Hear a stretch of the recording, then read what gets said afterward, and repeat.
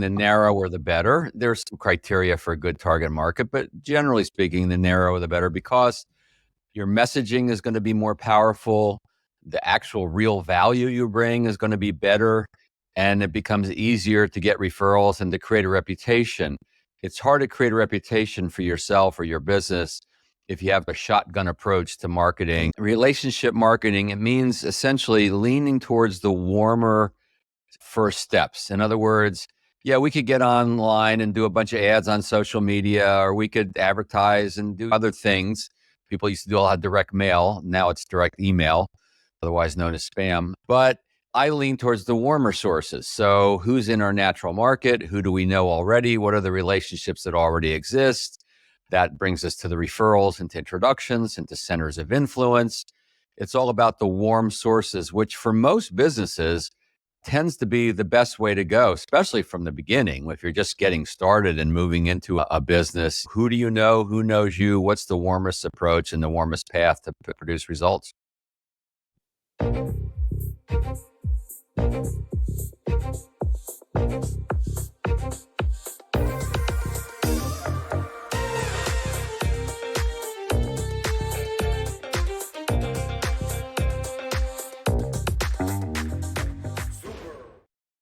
Welcome to Super Entrepreneurs Podcast. I'm your host, Shahid Durrani. Today we have with us Bill Cates. Bill has been an entrepreneur for almost 40 years. He has started, built, and sold 2 successful book publishing companies. After the sale of his second publishing company, Bill has devoted the last 30 years to the art and science of relationship marketing for financial advisors. He has 3 books on the topic of referrals. Get More Referrals Now, Don't Keep Me a Secret, and Beyond Referrals. Welcome to our show, my friend. Hey, thank you. And in case anyone misheard you, it's not Bill Gates. Missed it by one letter. Yeah, no, I'm sure I know, right? Bill Gates has a lot of money. I'm going to help you make a lot of money. How's that sound? Oh, love it. How do you do that? Let's get right into it now. First of all, why did you get into specifically financial advisors? And then how do you use relationship or referral marketing to help them? Sure. So financial advisors specifically, and I do dabble a little bit outside my target market, but I just know the power of a target market. And that's something that should come through today is you're not all things to all people. And generally speaking, the narrower, the better. There's some criteria for a good target market, but generally speaking, the narrower, the better, because your messaging is going to be more powerful. The actual real value you bring is going to be better, and it becomes easier to get referrals and to create a reputation. It's hard to create a reputation for yourself or your business if you have a shotgun approach to marketing, building awareness. It's much easier the narrower the market. So that's why that. And then for me, relationship marketing, it means essentially leaning towards the warmer first steps. In other words, yeah, we could get online and do a bunch of ads on social media, or we could advertise and do other things. People used to do a lot of direct mail. Now it's direct email, otherwise known as spam. But I lean towards the warmer sources. So who's in our natural market? Who do we know already? What are the relationships that already exist? That brings us to the referrals, into introductions, into centers of influence. It's all about the warm sources, which for most businesses tends to be the best way to go, especially from the beginning. If you're just getting started and moving into a business, who do you know? Who knows you? What's the warmest approach and the warmest path to produce results? Very good. Just to clarify my question, I was curious, not because of the niche, but actually picking financial advisors. I just thought maybe there's some kind of yeah, what happened? I'll tell you correlation. what happened quickly is my first book that came out in 1996. I know it's dating me quite a bit. That was called Unlimited Referrals, and it was written a little more generically. But what happened, and this can happen to a lot of businesses, I saw how it resonated with financial advisors, insurance professionals. And over about a course of a year, I just saw that looked like a very natural target market because the message was resonating with me. So sometimes you start out with a target market. Sometimes the market finds you Got it. by how they resonate with your offer. And Yes. that's really what Yes. happened for me. And I also know that one way to make money is to help other people make money. Mm. And so with financial advisors, it's just being in that world of money.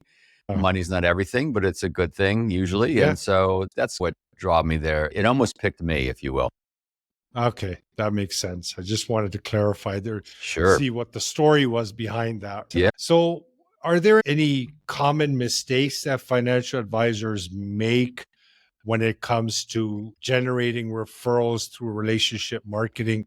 And then how could they avoid them? Sure. And it's not just advisors, but I know you have a lot of other And folks yeah. listening. It's really Mhm, anybody. mhm, Couple of things. Sometimes I refer to the referrals as forgotten gold. And what I mean by that is people think of referrals and introductions as the icing on the cake, but it really is the cake in a lot of businesses because it's how people prefer to meet you. You play in all these worlds, and it's really all these people here that would prefer to meet you through a referral or recommendation. So it's in a lot of cases, it's the cake. So they don't see it as the importance I think that it really deserves. Another mistake is not being appropriately proactive. And when people come to me, they often say, how can I do this without looking like the creepy referral guy? No one wants to look like that. And so, is there a way to be proactive? And the answer is yes. And so, that's one of the reasons I'm in business is to help people figure that out. And if you don't feel confident being proactive, you're going to miss opportunities. Serving the heck out of your clients or customers will create incremental growth. It will create some unsolicited referrals, and that's good. That counts. That's all mhm. good. However, if you want to achieve a little more exponential growth, that's where being proactive for referrals and introductions makes a huge difference. And a lot of folks never get into that side of things. And I guess the final mistake I'll just cover briefly is word of mouth is nice. People mentioning us to others is nice. And then for books and movies and restaurants, that's pretty important stuff. But for a lot of businesses, it's not enough.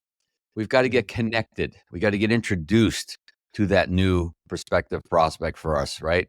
And so making sure that we're also getting connected and managing that process a little bit with folks who want to connect us with others. So it's not just a referral, but the actual introduction.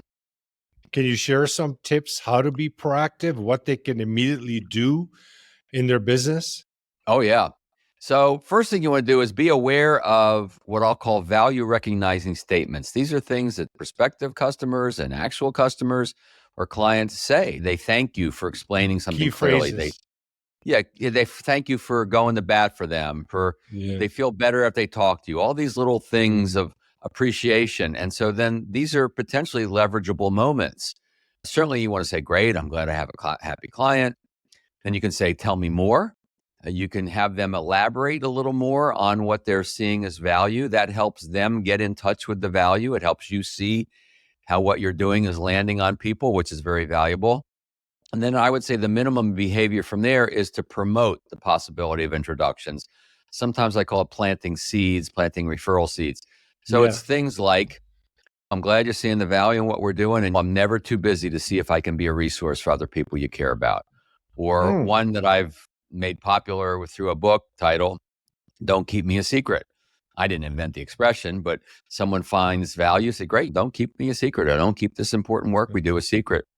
So there's a lot of ways to promote that. And then we can actually ask. And gosh, there's a lot we could talk about around the asking, but I would say Mm. that probably the most important part for this call here, this interview, is coming prepared with specific people to whom you'd like to be introduced. The big mistake that people make around asking is they throw open the whole universe. They say, can you think of anyone else who Shotgun. should know about the work we do or our firm or Yeah. whatever? Better than nothing. Lightning strikes occasionally, but the better way to ask is specific people they know, or it could be categories of individuals or businesses, depends on your business model, things that they are going through or experiencing that puts you in their radar. And so the categories of people you do good work for. And so come prepared. The goal here is to narrow the field of view for your potential introducer, referral source. It's to get them to visualize people in their mind's eye, and then they're Mhm. more likely to actually make that introduction for you. And when you make it more specific, that memory comes up in events, social environments. It just boom. Oh, wait a minute. There's somebody that you might need. You know what I mean? Exactly. So Yeah. So even if they being don't know anyone, even if they don't know anyone at the moment, you've then taught them a little bit of who you mm, serve. And gosh, I can't tell mm, you how many times I've heard from people where they've asked the client, the person didn't think of anyone at the moment, but then a couple days later, hey, I got somebody for you. It gets it going. So just the act of asking also mm. plants the seed, promotes the possibility for later. So what I'm understanding, Bill, is read your data, finding out what people are saying. You can grab those key phrases. Nowadays with AI, you can actually find out who said specific type of positive terms or statements that they use, and then start engaging in a conversation with them to get referrals. So data is number one. Find out what is being talked about, right? Yeah, listen, pay attention. Don't Mhm. just say, hey, great. Just probe a little more. Yeah, tell me more about Yeah. that. Tell me where the value is hitting, or tell me why you feel more comfortable, and just explode that value recognition a little bit. And sometimes just that will trigger Mhm. someone they know. Just getting into the conversation a little bit. It's amazing how quickly these can come when you're willing to just put your toe in the water a little bit here. Yeah. Can you share some concepts that you have in your own business that you get referrals from? What kind of a design you have in place? Yeah, so now I have a little bit of an advantage over some people because my business is helping people get more referrals and introductions. And so it's naturally in the conversation already. So that's one little advantage. Now, how can someone take that and use it in their business? What I found is a lot of folks I work with, they will teach what they're learning from me or what they've learned from others around how to get more referrals and introductions, share that with some of their clients who can also benefit from this knowledge. And then it creates that transparent communication around this. So teaching people what you know about marketing and referrals and introductions makes the whole conversation transparent. So everyone can take advantage of that dynamic that I have naturally. The other thing is the word leverage. I'm always thinking in terms of how do I leverage, gosh, really anything. I'm always trying to repurpose and leverage. And so here's an idea of one thing we do. Whenever we're sharing like a guide of value, a checklist, or a guide of how to do something better, we often will say, share this guide with others. Don't keep this a secret. And then we'll create a link to a pre-populated email. It's a very easy code. Most people know how to do this. And what happens is they click the link and then it pre-populates an email they can then send to a friend, a colleague, anybody with a message already in it about the guide. They can change that message if they want to, but it just encourages the word of mouth. It encourages the making of introductions. So we're trying to create that culture. And that's something that every business can do is this culture of referrals, recommendations, introductions. And you can do it without being obnoxious. Just create great relationships, create great value, and people will want to help others through the work you do. And eventually they're going to want to help you too. And that's a very powerful dynamic. And when you present yourself with being genuine and showing that care, it would be pretty difficult to come off like you're being obnoxious when you're coming from that energy into someone's world. And depending on the terms you're using as well, of course, but you are right 100%. People do want to help. It's in them. Human being needs to help others. Right? As long as you're referable, you got to Yeah, get of to that course. point. I Of mean, course. we use the word remarkable. What does remarkable means? Worthy of remark. So the Mhm. relationships, everything. Yeah, people do like to help. And now, not everyone likes to give referrals and make introductions, but the good news is that most people do, especially when they feel good about what you've done for them. And sometimes we have to nudge it a little bit through the promoting, through the asking, and then Mhm. we make it happen for ourselves. A lot of people are uncomfortable with asking. What kind of Oh, yeah. advice can you give them? Yeah. So, couple things. First of all, we don't make it about us looking to build our business. We make it about the value that we've provided to that person and they've recognized and to bring it to others. So it's always about paying it forward. If you're asking for help, you're asking for help to help others. So it's always great to be on a mission, whatever your product, service, or array of products or services may look like. If you believe in it and you believe that it's of service to other people, that's where this all has to come from. And so that's where the ask, that helps people. Some people feel a little more comfortable around this because you're not making it about you, you're making it about bringing it to others. So that's one thing to help. One thing is to come up with some verbiage, just to type it out, speak it out, just get clear on what you want to say and not be making it up on the spot each time. Speak it out, refine it, and have your word track of how you want to do it. You want it to be natural, authentic. You don't have to necessarily memorize it. If you do memorize it, you want to make sure you're a good actor and can deliver it very authentically. That's important. But that's what builds the confidence, is the practice and knowing where you want to head with this. And that'll help people start to do this more because you're feeling more. This is really just a lack of confidence because they haven't found a method that feels comfortable. They haven't practiced it. They haven't used it. And where do you practice this? You can certainly practice with colleagues or friends, and then start to practice with clients who love you. If you already have your business established, you have some clients who love you. Just, you can be very transparent with them. I've had people say, yeah, this guy's teaching me how to ask for referrals and can I try it out on you? They love you. It's okay. So you look at your love list, or clients who love the work you do for them, or people who've already given you a referral, maybe unsolicited, but they've already done it. So you start with that path of least resistance, and that's how you get confident and get good at this and get past that resistance that you may have. Asking for help is a sign of strength. It's a sign of good, healthy ego strength. And we're asking for help to help others because we're on that mission to serve. People can understand how important referrals are, word of mouth marketing.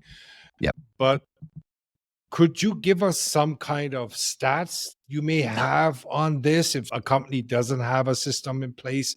And when they do have a system in place, what Yeah, kind of results? It depends on the industry, of course, but anything would help. it does. And so I'll give you a couple. One actual association I was working with discovered they had all these new member activities that they were engaged in. And when they really examined the numbers, they looked at something like 82% of the new members came in through a recommendation from another Mm, member. So here they're doing all this Facebook stuff and all this other promotion in other places. And I'm not saying that doesn't have some value and it mm, creates some brand awareness, et cetera. But the actual getting of the new member was mostly coming from their existing members. So I helped them put in place an initiative and a program that's ongoing to increase and encourage the member referrals, because that's what makes the biggest difference. In the financial services world, Charles Schwab did a study that found that of those who pick financial advisors, who work with financial advisors, the number was 84% found their financial advisor from a recommendation from someone else they already trust, a friend, a family member, a colleague, could be an accountant, an attorney, someone else related.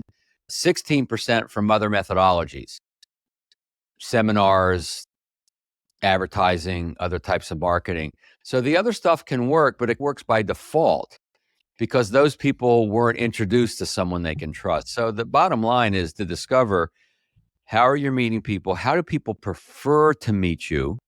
And then build your business and most of your marketing, maybe not all, but most of your marketing based on how people want to meet you. And if it's mm, the referral, the introduction, then stop making it the icing on the cake and make it the cake. yeah. So, Bill, there's a little ethics behind this as well, right? Because in referrals, sometimes, most of the time, there's a financial gift or some kind of appreciation that comes with a referral. What are your thoughts on that when people are using referral marketing and inject Sure. money I think, into it? yeah, I think we can have relationships with folks where there can be a finder's fee or a referral compensation. Yeah. I think it should be disclosed when Mhm. that's being done. But in most cases, especially from our clients or customers, it really is the best way to do this is just a kind of a surprise thank you gift. And it's not about the money. It's the gesture of saying thank you with a little something that's personalized. So whenever After I the get it fact. after the fact, yes, don't make it contingent. There's some industries I've seen that work, but it rarely works. Usually it's an after the fact. Hey, thanks for not keeping me a secret. Thanks for the introduction to Bob, to Laura. I know that you have grandkids that are 7 and 11. Here's a gift card to the local ice cream shop. Take it for ice cream. I know you went to the university. I went to the University of Maryland. So I'll say, I know you went to the University of Maryland. Here's a tumbler, a mug, a Yeti knockoff with your logo. You make it personal, and that way you don't have to spend much money. It's the thought, it's the personalization, it's the gesture of thank you. Yes, reward people for this. Say thank you to them for this, but you don't have to don't make it contingent, generally speaking. Got it. Okay.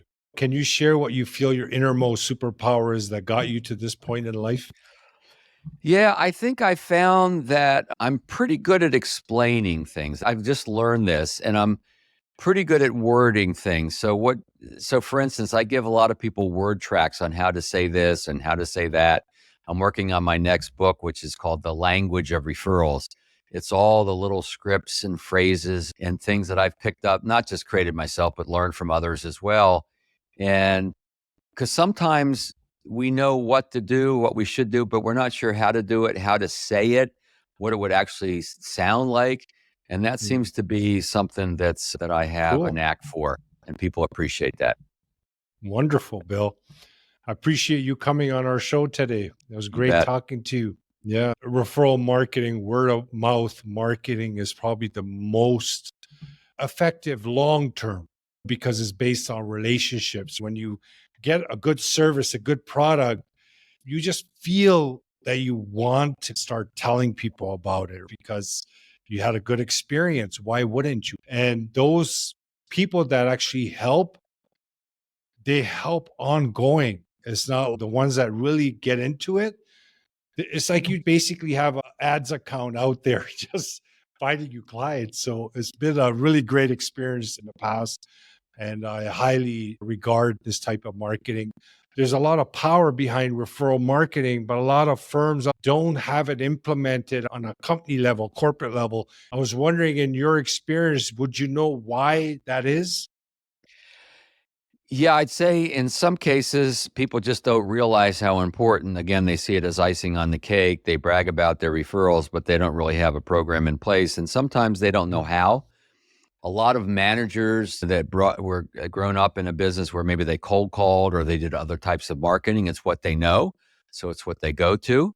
They just don't know how to do it, or Got it. they haven't really put the emphasis on it. So that's why I'm in business, quite frankly. Yeah, So great. It's a very nice niche there, Bill. You're probably helping a lot of people. I'm grateful to have you on the show and thank you so much for your time. thank you. I appreciate it. My pleasure. Audience, thanks again for joining us, and we'll see you next time. Thank you.